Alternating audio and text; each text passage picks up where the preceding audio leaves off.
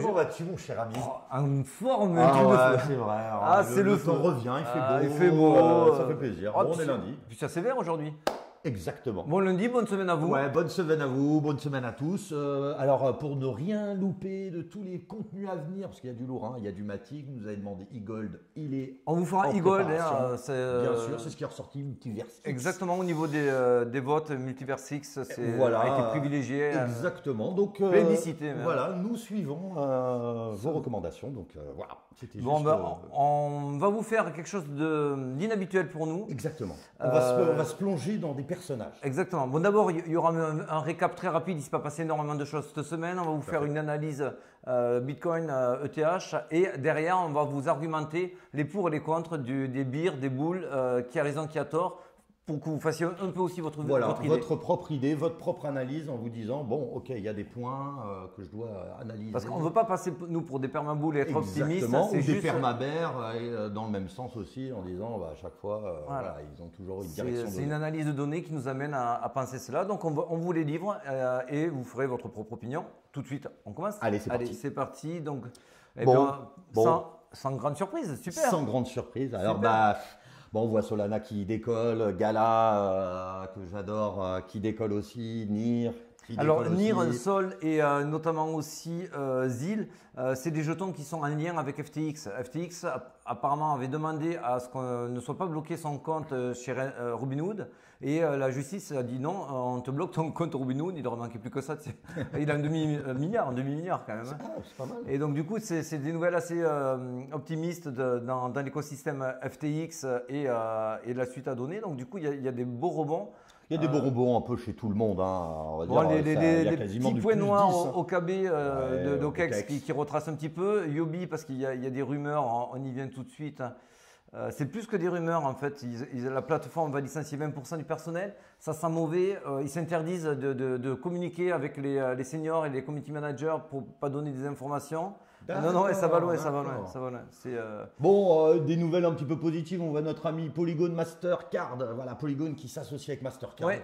Bon. Donc Polygon, n'oubliez pas. Entreprise Solution, on vous a fait une petite vidéo. On a fait un beau dossier très complet. Oui, qui arrive dans les prochains jours. Oui, dans les prochains jours, c'est ça. Robinhood, on vous en a parlé. Sam Bankman-Fried s'oppose à la saisie. Il n'a pas eu gain de cause. Donc du coup, ils vont, pour saisir ses actions, un demi-milliard. Voilà. Et on attaque direct Allez, alors, l'analyse. Où nous en sommes? Alors, on va commencer par vous faire une analyse de la journée qui va vous donner un petit peu la tendance sur le week-end, sur la semaine. Et pour ce qui est une vision un petit peu plus moyen terme, ça sera le débat qui va suivre, qui sera super intéressant, vous allez apprendre des choses. Donc je vous conseille de rester. Mais pour l'instant, là, rappelez-vous, semaine dernière, on vous avait dit qu'il y avait deux zones de fair value gap ou inbalance, suivant si vous êtes ICT, Smart Money Concept. Donc vous l'appelez comme vous voulez. Donc cette zone, je la vire. On y est, elle est en train d'être comblée. Hop, je vous le fais en direct, tac, tac. Et hop. Et maintenant, on est en train d'en créer, vient d'en créer 2 secondes. Donc, comment ça fonctionne? C'est simple. C'est là où il y a l'argent. Même si le marché a tendance à être bull, ils vont vouloir chercher à récupérer des liquidités, à faire sauter des stop loss. Donc, des stop loss, il va y en avoir ici, il va y en avoir ici, ici et là. Mais pour le plus simple, c'est les liquidités. Et les liquidités, vous allez les avoir dans les zones de fair value gap. Donc, je vais même vous déplacer celui-ci là-dedans. Et donc, il y a de fortes chances également qu'on vienne retaper une bougie. Pour prendre un peu de jus. Pour prendre un petit peu de jus, un petit peu de gaz, bim bam, que ça reparte, la mobilette, mim, mim, mim. Voilà, c'est assez classique. Pour l'instant, on est sur des volumes très bas, même si la volate revient, la volate est très très faible. Donc, pour avoir du gaz, ils sont obligés de jouer avec les stop loss et d'aller chercher vos liquidités. Donc, c'est toujours la même histoire en ce moment. Quand il y a énormément de volume, les market makers ont moins de latitude. Ils sont obligés même des fois de s'associer avec des whales. Là, c'est pas le cas. C'est grosso modo le premier qui frappe qui amène le cours. Et c'est très facile d'aller dans les zones que je viens de vous tracer. Donc, paniquez pas si on voit des petits retracements. Pour l'instant, aujourd'hui, qu'est-ce qu'on voit? On voit quand même que ça reste fortement haussier avec les boules qui ont repris la main clairement. On vous le montrera tout à l'heure, notamment sur le MACD. Depuis le 4 janvier, les acheteurs ont repris le contrôle du marché. Là, on a cette zone qui va être travaillée très certainement. Ce qu'on ne veut pas voir, c'est des M qui descendent. et que ça s'enchaîne de zone en zone. Ce qu'on aimerait plutôt voir, c'est quelque chose dans ce style. Hop, hop, on construit, on passe au-dessus de la zone des 38,2 de Fibonacci, on reva dans cette autre zone-là. Si on garde une dynamique plutôt haussière et en mettant toujours les shorters dans le dur, qui ne puissent pas se refaire, le marché sera plutôt haussier. On le voit aussi, là j'y passe très rapidement dessus. C'est hyper important. Voilà, alors ça on adore. Un contrarien, toujours faire le contraire de ce que vous voulez. Exactement. Et qu'est-ce qu'on voit? Explique-le. On voit tout simplement que le marché est ultra bear. Ultra bear. Voyez, regardez, regardez les quatre Wall derniers. Street, 63% bear, CAC 40, c'est 80%, CAC 40, enfin le FTS. Tout le monde short le marché. Parce que tout le monde se dit, c'est un fake, c'est un bull trap, c'est sûr et certain. Bon, bah, qu'est-ce que fait le marché à votre avis? Il fait le contraire, parce que lui, il doit aller chercher l'argent. Il ne fait pas de sentiment. Donc ça, c'est toujours... Même si la tendance peut être vraiment baissière, à court terme, on va chercher les liquidités et à recter un maximum de personnes. Exactement. Et d'ailleurs, il est de plus en plus bear. Là, parce que je regardais même ce matin, on continue à monter. Ça veut dire que les gens ne sont pas du tout d'accord avec ça. On passe direct sur l'Ether. Ouais. L'Ether, c'est bien plus sympathique. Alors lui, il a carrément comblé toutes les zones de fair value gap de la semaine dernière. Il s'en est créé, là je vous les ai tracés pour ne pas vous faire perdre du temps. Vous en avez 2 grosses et 2 petites, avec un trou dans la value ici. Donc ça ne serait pas déconnant qu'on puisse faire un petit tour à 1230 avant de venir s'attaquer à la grosse résistance dans les 1350. Le mur. Ouais, là, il y a un order block qui est mouse costaud. Donc là, ça va être dur à passer. Donc pour passer cela, c'est possible qu'ils viennent se gorger, prendre du gaz. Là, on est sur les liquidités. Les liquidités, on voit qu'on a absorbé tout ce qu'il y avait autour des 17 000. On voit qu'il n'y a plus grand-chose au nord. Et énormément au sud à récupérer énormément. Attention, on est sur des montants qui ne sont pas non plus. C'est pas fou. C'est pas fou. C'est pour ça que ne faut pas le prendre comme une valeur absolue en se disant ah ouais, c'est vachement plus imposant ici que là, donc ça va y aller.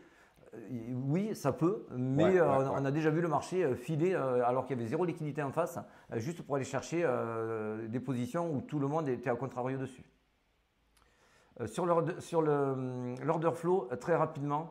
On voit que ça achète sur le spot, donc il y a quand même un retour des acheteurs sur le spot et ce n'est pas que sur des leviers qui sont en règle. Voilà, exactement. C'est ce qu'on aime voir. On voit ici une bougie verte, il y a beaucoup de shorts qui ont été liquidés sur la montée d'hier. C'est assez positif, on voit quand même qu'on est sur une tendance haussière. Bon, je ne serais pas surpris, comme je vous ai montré sur le graphique auparavant, qu'on ait une petite jambe baissière pour aller venir récupérer tous les stop loss qui sont jusqu'ici, repartir ensuite à la hausse. Ça, c'est un scénario possible. Par contre, qu'est-ce qui est possible à moyen terme, long terme? Ça, c'est là où on veut en venir. C'est qu'il y a beaucoup de choses qui sont dites en ce moment. On entend tout et son contraire. Alors, c'est vrai qu'on a entendu les gros, déjà, BlackRock, JP Morgan, plein d'exchanges en disant les gars, le Bitcoin, c'est fini. C'est fini. Même on a eu notre amie Christine Lagarde qui disait ça sert à rien. Ça sert à rien. Donc bon. Même je ne sais plus de quel exchange. C'est 5-8 000. Voilà, 5-8 000, etc. Bon. Alors qu'on soit clair, on n'a pas de boule de cristal. Exactement. C'est pas impossible que ça arrive. Ce qui est sûr, c'est qu'eux, ils l'ont dit non plus sans savoir. Et donc ils avaient une autre raison de le dire, c'est qu'à un moment donné, quand il y a trop de FUD qui est fait, c'est qu'ils essayent de faire paniquer les weak-ends, les mains un peu fragiles, pour récupérer leur liquidité parce qu'il n'y a plus rien sur le marché.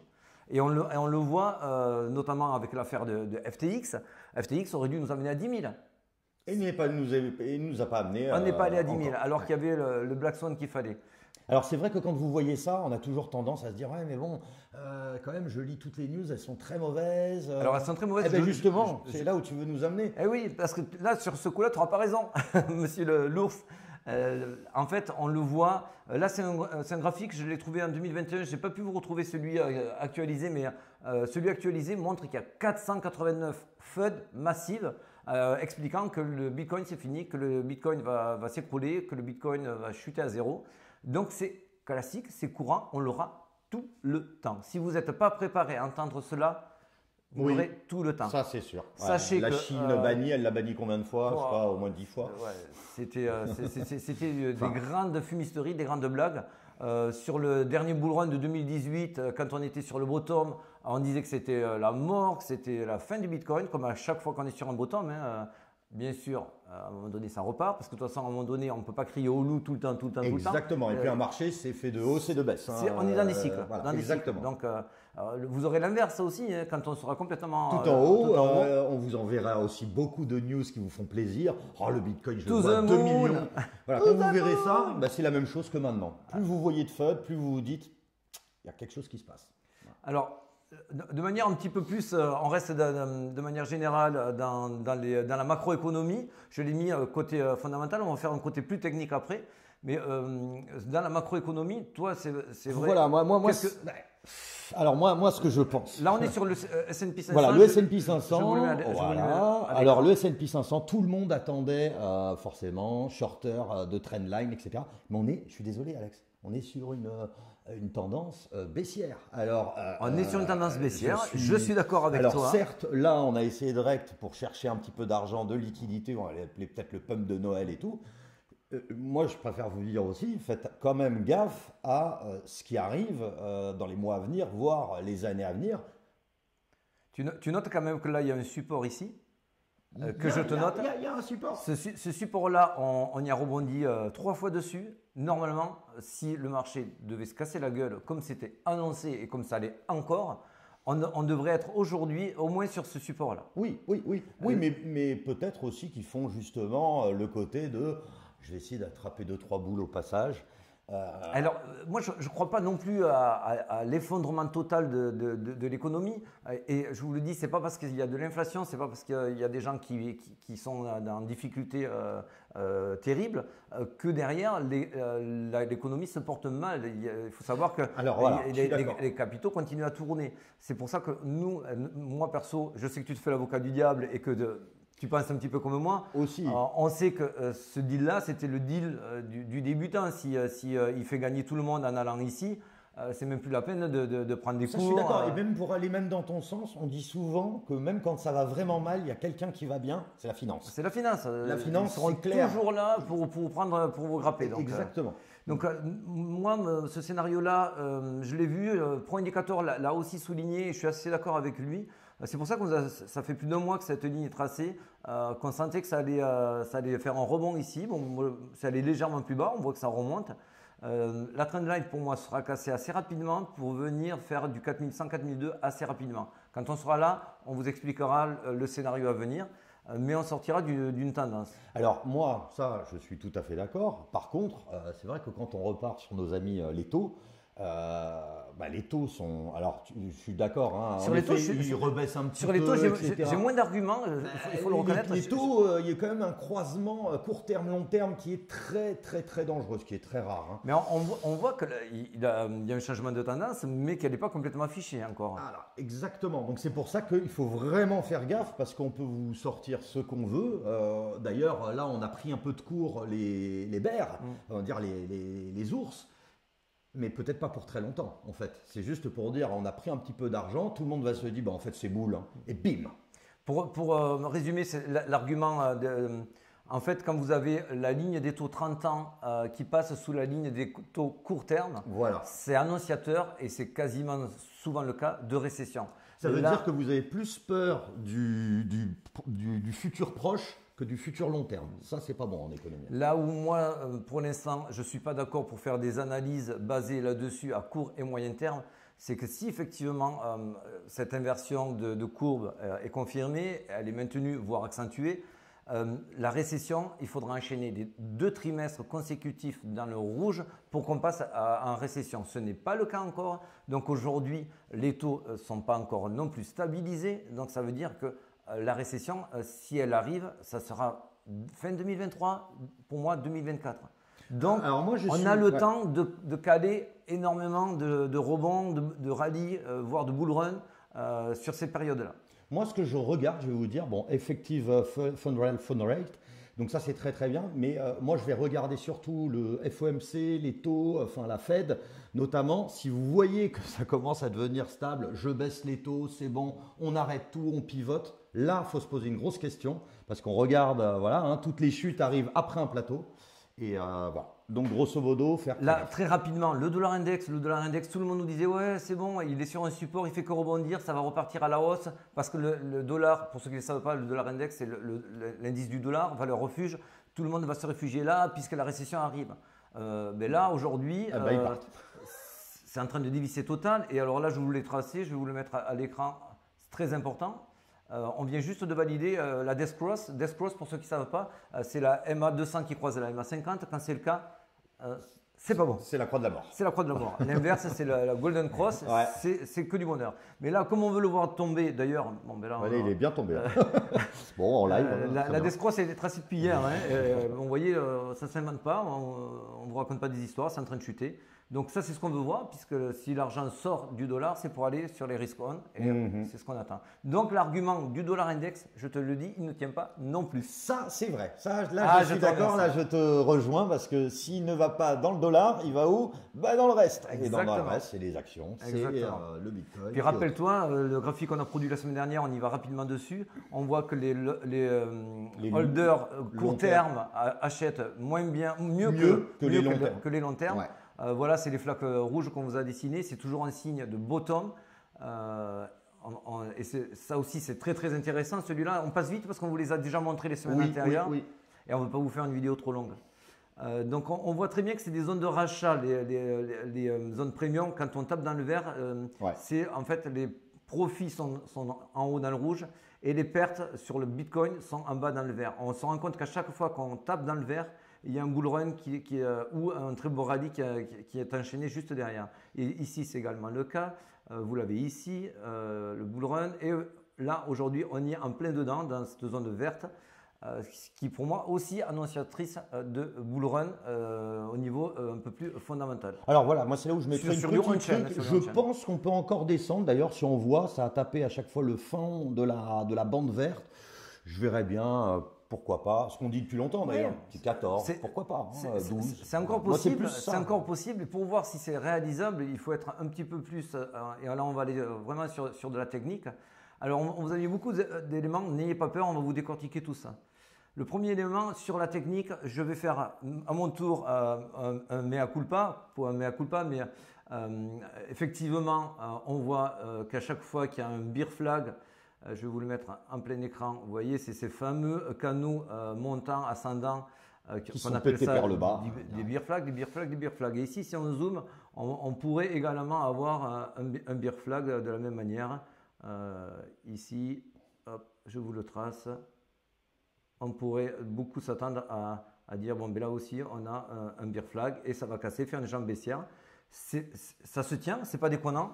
Loin de là, sachant en plus qu'il y a un trou dans la value entre 12 et 14, c'est un argument techniquement qui se retient, mais qui se contre également et qui se contre par d'autres arguments. Mes arguments à moi sont notamment sur la volatilité. On s'est rendu compte que quand la volatilité était super basse et qu'elle tapait la ligne rouge que je vous ai tracée, à chaque fois derrière c'est un annonciateur d'un bull run donc, ou d'un très beau rallye. Donc ici vous l'avez en 2019. Ici, vous l'avez en septembre 2020. Et ici, on y est encore. Autre point, pas les moindres, le RSI. Le RSI, c'est un indicateur de momentum. Ça nous donne une tendance sur, grosso modo, comment se comportent les acheteurs et les vendeurs de manière compulsive ou pas. Là, on voit qu'on était sur une tendance baissière depuis très longtemps, depuis le dernier ATH. Là, on en sort, c'est validé. On est en train de faire un W weekly, je vous les trace en dessous. Donc pour moi, ça c'est un signe également de pump. Et je finirai moi en argument technique, c'est que depuis le 4 janvier, on a récupéré le MACD. MACD c'est un autre indicateur de momentum. Et si je vous le mets en daily, c'est encore plus parlant. Vous voyez qu'on a récupéré, que les vendeurs ont récupéré la main sur le marché depuis quelques jours. Voilà, les acheteurs, pardon. Donc ça, ce sont mes arguments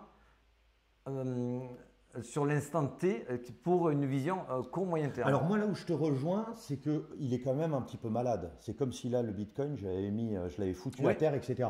Donc il ne peut pas faire que descendre à un moment. Déjà il va falloir qu'il... C'est ce que je t'expliquais, Voilà, tu sais, une de nos premières vidéos, on expliquait la balle de la balle de ping-pong qui descend, à un moment donné, elle va descendre, descendre, et quand elle est sur son plateau, eh bien, elle rebondit, mais sur un plateau. On l'a très bien vu avec FTX, ça tape, et ça ne va pas plus bas. Exactement. Mais là, maintenant, je vais faire ton rôle. C'est vrai que certains diront aussi dans les arguments qu'on entend, si on mesure la baisse, ici, on est... Ah, mince, je vous le refais.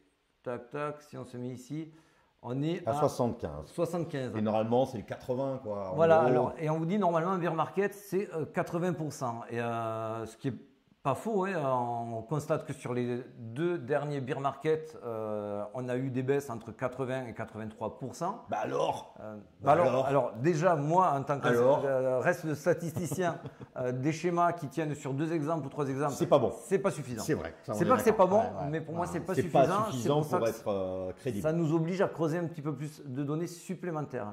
Et ensuite, si effectivement c'est quand même annonciateur d'une donnée à mesurer et à quantifier, alors celle-là, c'est vrai que j'aime bien. Là, j'ai rien à dire. Voilà. C'est simple. C'est-à-dire qu'on a pris 80% de baisse après des hausses tu vois, on a essayé multiplié par 93.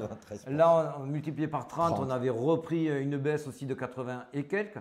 Et là, on sort du dernier bull run qui était un 7.8, même si c'est un x8.